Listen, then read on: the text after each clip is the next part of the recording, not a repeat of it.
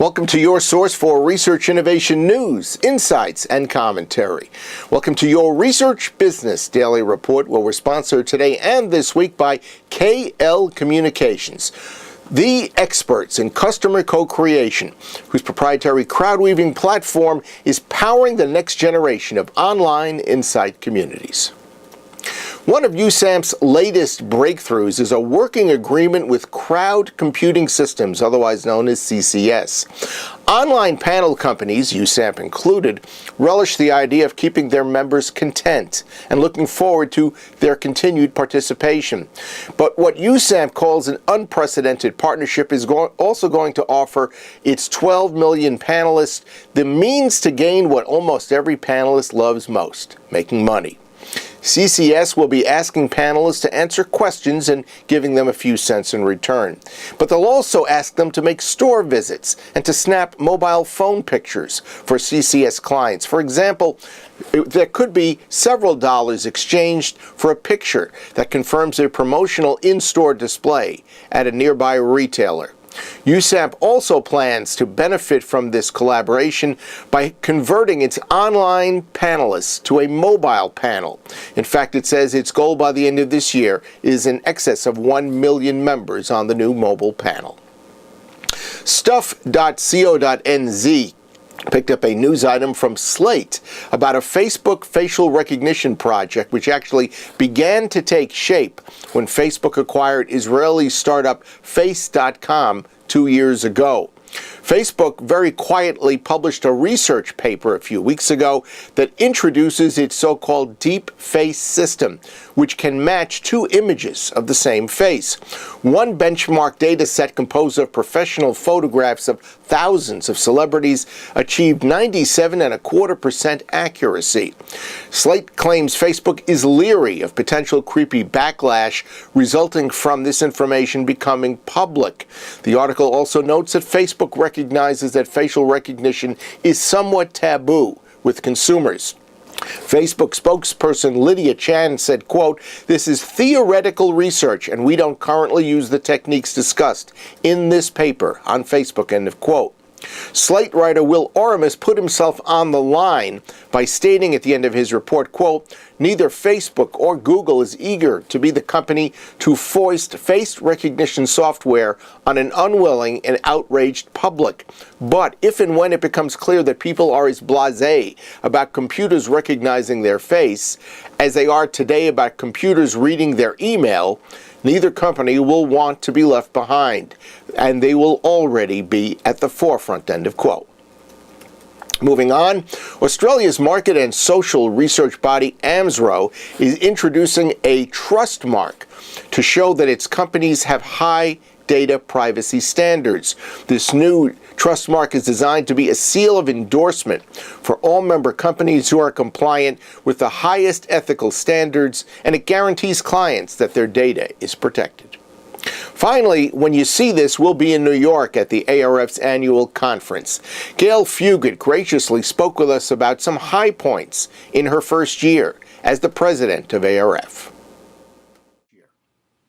Well, Bob, it's been really fun. It's been really energizing. In a lot of ways, I would say it's a dream come true in terms of being able to have this amazing platform, which is, I came and I found a team of 35 really energetic people kind of ready to go. I found a platform of 76 years and 60,000 documents in the history of advertising. It became even more clear to me both the honor and the obligation that we have as the ARF to ask the tough questions, answer them as quickly as possible, bring leading edge questions, issues, and challenges of the industry forward, and then the leaders that are addressing them and evangelize their solutions.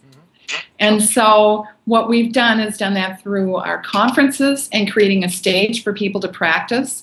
And from our audience measurement conference and our industry leader forum, we are treating them as a conversation, not a conference.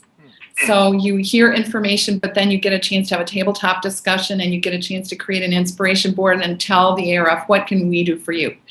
I think my notion was that I would make a difference. I think that's just really what I wanted to do. I wanted to continue to make a difference in the industry because, as you know, I retired from my job after 32 years at General Mills, and I continued on these keynote speeches, and I stood on the stage, and I realized that I still so strongly believe in researchers and insights leaders being the voice of the consumer at the decision table. I got very clear feedback that the ARF was too New York centric and that we needed to, as I said in my first board of directors and kind of listening to her feedback, we need to get out of Dodge, right? So we had a regional meeting in actually Minneapolis, which was already planned. That was our first one. We had a regional meeting in Chicago. We had one in Atlanta. And then just 2 weeks ago, we were at Facebook's offices. We had 240 people in Silicon Valley. And we were able to, I was able to announce spontaneously from the stage that we're going to start a West Coast chapter of the ARF. Where is ARF financially today vis-a-vis a year ago?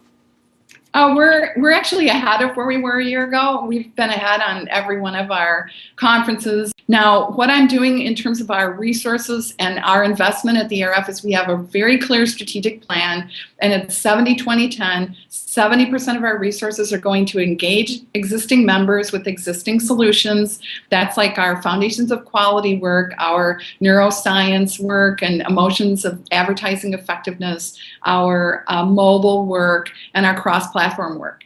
And then we're taking 20% of our resources and we're going to expand to our existing members with new solutions.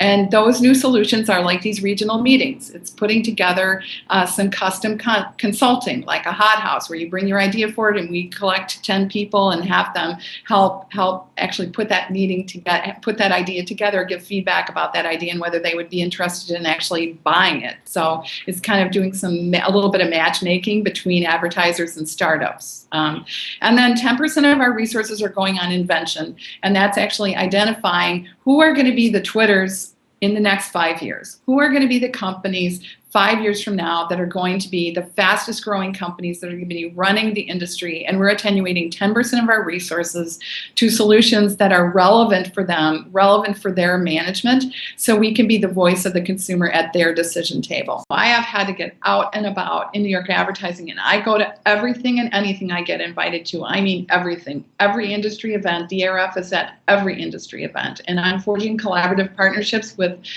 every single group, forum,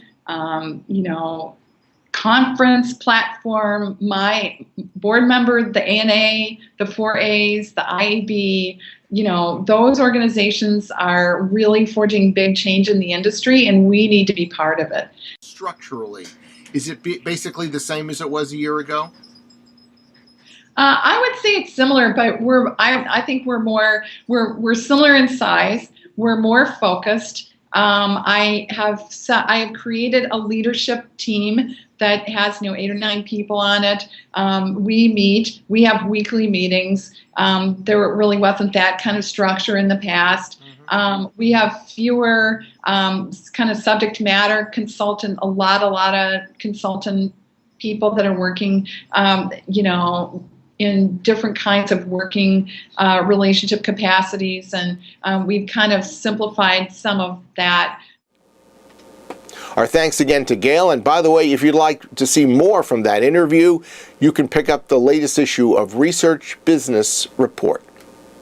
That's your Research Business Daily Report, sponsored by KL Communications, the experts in customer co-creation, whose proprietary CrowdWeaving platform is powering the next generation of online insight communities.